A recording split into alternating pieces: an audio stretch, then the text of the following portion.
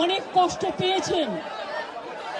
আর কষ্ট না করে যদি আপনারা কাজে ফিরতে চান, আমি আপনাদের প্রতিশ্রুতি দিচ্ছি, আপনাদের ডিমান্ডগুলো আমি কথা বলে সহানুভূতির সাথে আমি স্টাডি করব, আমি অফিসারদের সাথে কথা বলবো। আমি একা সরকার চালাই না, আমার সাথে একটা chief secretary, home secretary, DG police সবাই আছেন। আমি আপনাদের বলতে চাই, আপনাদের ডিমান্ডগুলো আমি ভাববো, আমি চিন্তা করব।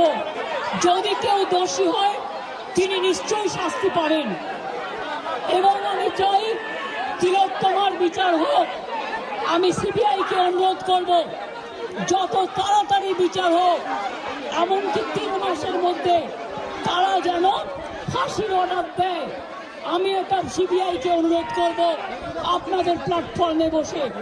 আর আপনাদের কাছে আবেদন জানাবো, আমাকে একটু সময় দিন, আমি ব্যাপারগুলো নিয়ে আমি চিন্তা ভাবনা করব।